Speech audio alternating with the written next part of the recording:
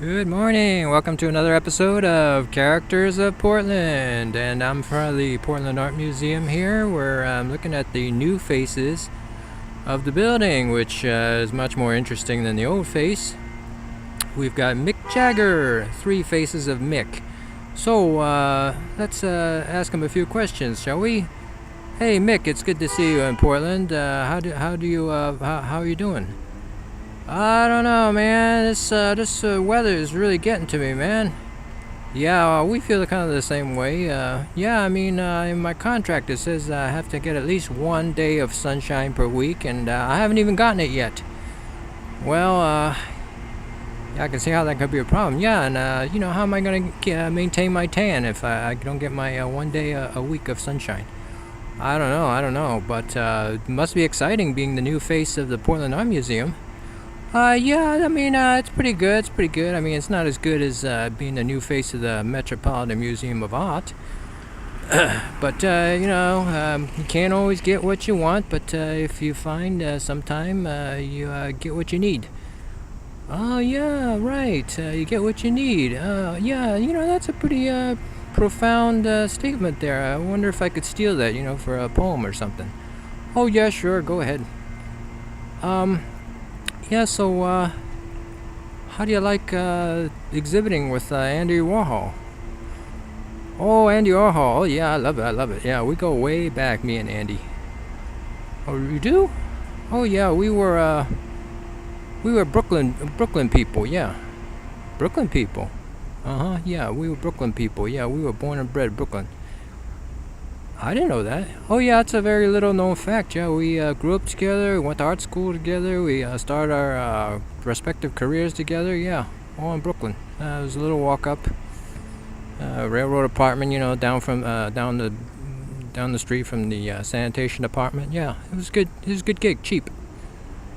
So, tell me about how you got started. Well, we started the usual way, and nothing was really happening, and doing a lot of shows and stuff, but nothing was really happening. No success.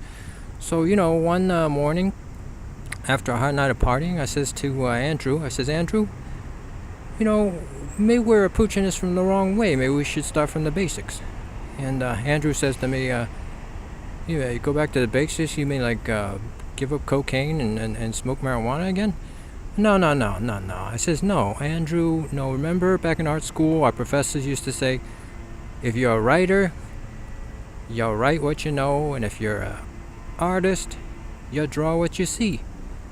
He says, yeah, but all I'm seeing right now is, stars and kind of like psychedelic colors and shit. Well, I think, Andy, they meant when you're sober. Oh, right, okay.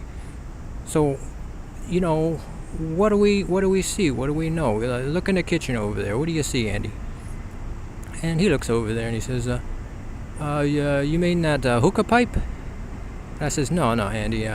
What else do you see? He says, oh, I know what you're saying. Yeah, the big box of condoms. No. What else? The only other thing in the kitchen I can see is a big pile of garbage. Yeah. And the only reason I see the big pile of garbage is because we can't afford any trash bags. No. The real reason, see, Andy, sometimes he gets mixed up. The real reason we didn't have the garbage and trash bags is because, one morning the girls couldn't find their clothes, so we had to send them out in the trash bags.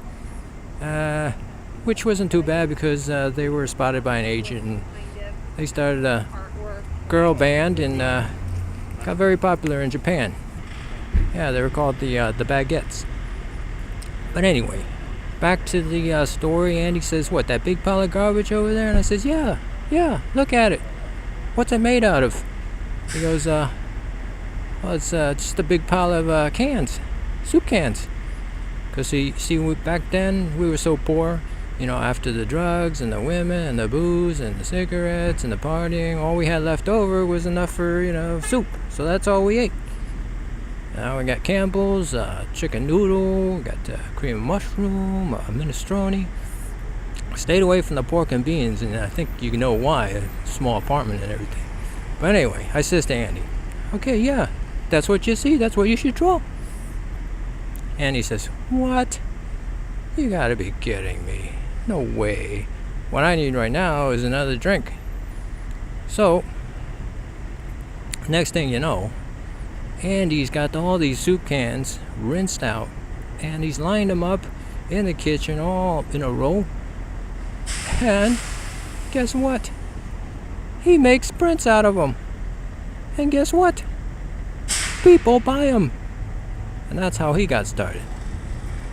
Wow, that's a really great story. That's a really great story. So, I mean, how did you get famous?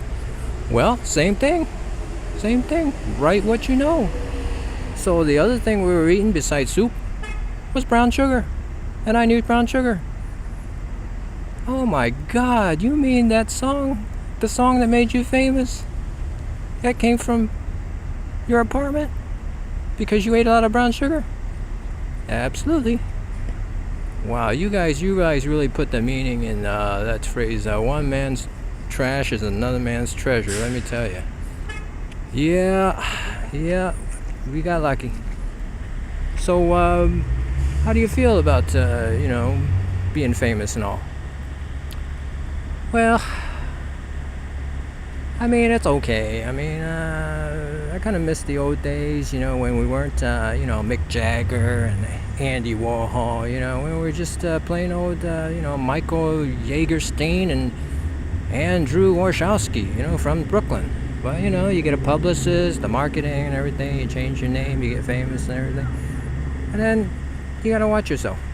Besides, when you're young, you can do all the drugs you want, and today, forget about it. I got a personal trainer, I got a yoga coach, I got a nutritionist, I got the spiritual advisor, and not one of them lets me do drugs. So yeah, I mean, it's nice being famous, but I kind of miss the old days. Yeah, I can see that. Yeah, it kind of makes me feel better about being a nobody.